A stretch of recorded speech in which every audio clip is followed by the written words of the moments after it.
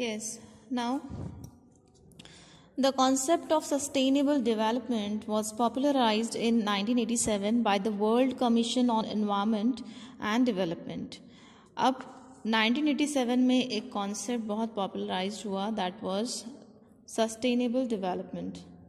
Now student, what is this sustainable development?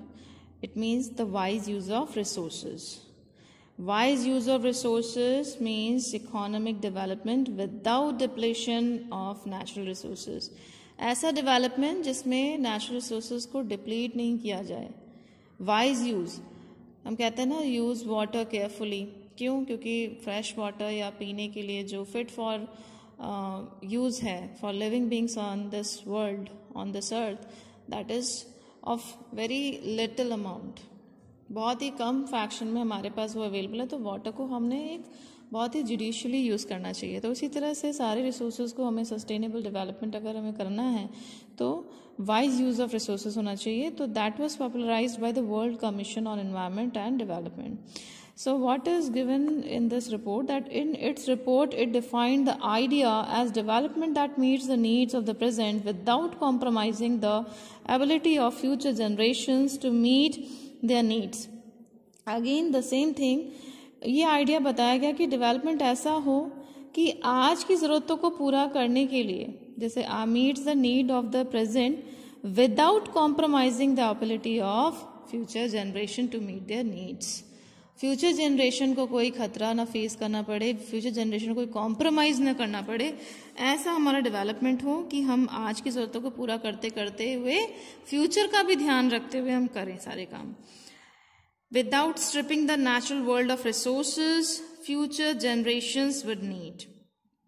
कोई भी मतलब natural world of resources future generation को कोई प्रॉब्लम नहीं फेस करनी पड़े, स्कैर्सिटी नहीं फेस करनी पड़े, डिस्ट्रॉय नहीं हो नेचुरल रिसोर्सेज. इस तरह का डेवलपमेंट पॉपुलराइज हुआ. इस तरह का concept of sustainable development was popularised in 1987 by the world commission on environment and development. Now in the zoo at Lusaka, Zambia, there is a cage where the notice reads the world's most dangerous animal. Inside the cage there is no animal but a mirror where you see yourself.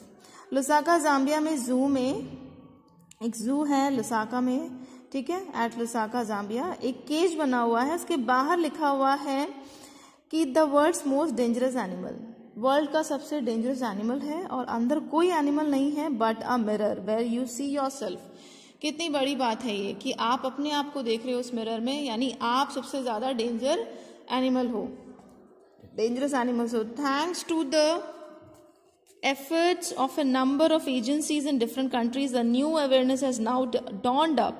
Dawn means begun upon the most dangerous animal in the world. He has realized the wisdom of shifting from a system based on domination to one based on partnership.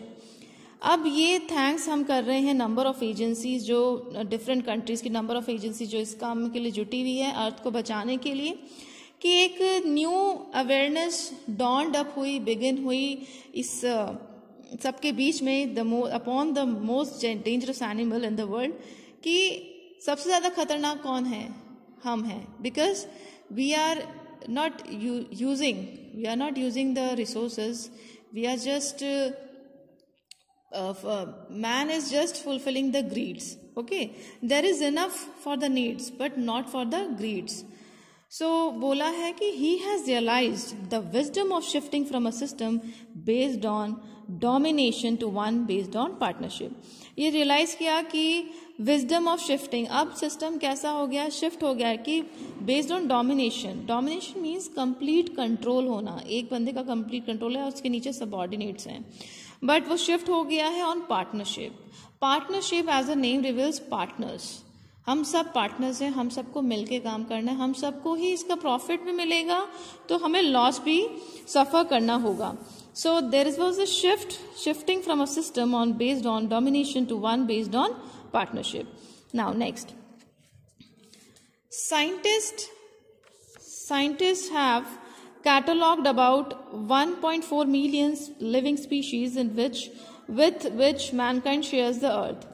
Scientist ने catalogue की, means they classified और they made a list about 1.4 million living species जिनके साथ हम ये धरती share करते हैं. Estimates vary widely as regards the still uncatalogued living species. Biologist reckon that about 3 to 100 million other living species still languish unnamed in ignominious darkness. अभी बोला है साइंटिस्ट ने, और भी ऐसी चीजें, मतलब एक एस्टिमेट लगाया है कि बहुत सी स्पीशीज हैं, लिविंग स्पीशीज हैं जो अभी तक अनकैटलॉग्ड है, अभी तक उनकी लिस्ट नहीं बनी है, डिस्कवर नहीं हुए हैं, उनको नहीं जानते हैं. और एक एस्टिमेट लगाया है दैट रेकन मीन्स कैलकुलेट किया है, कुछ एस्टिमेट लगाया 3 to 100 मिलियन ऐसे लिविंग स्पीशीज हैं जो अभी तक हम इग्नोर कर रहे हैं, हमें नहीं पता है उसके बारे में. And they are not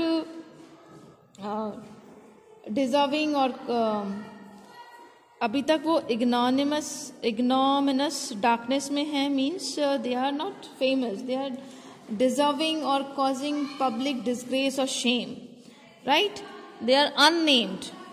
So one of the early international commissions which dealt inter alia with the question of ecology and environment was the Brandt Commission, which had a distinguished Indian as one of its member, Mr. L.K. Jha.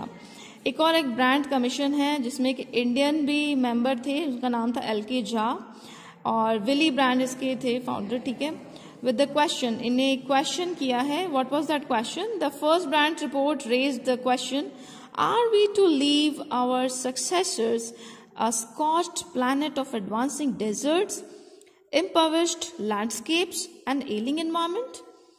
अब बोल रहे हैं, question कर रहे हैं, ये जो commission है उसमें जो पहला क्वेश्चन जो था वो ये रेज किया गया कि क्या हम एक ऐसा प्लैनेट छोड़ेंगे अपने सक्सेसर्स, अपने आने वाली पीढ़ी के लिए, जो कि जलता हुआ है. स्कॉच्ड मीन्स बर्न्ड, जल रहा है, जला हुआ.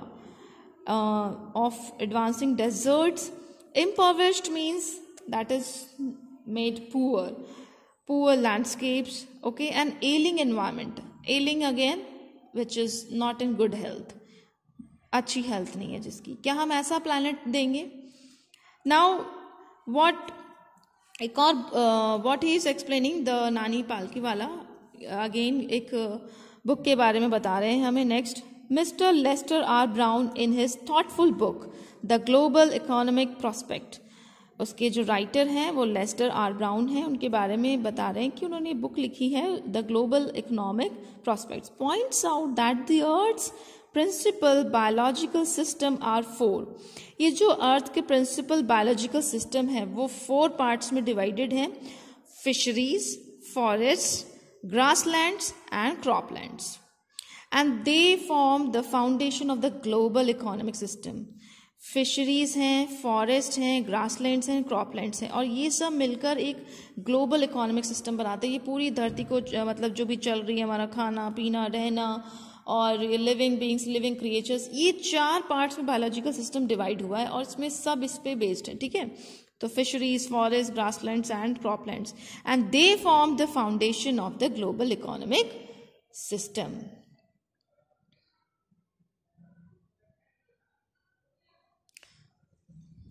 That's all for today.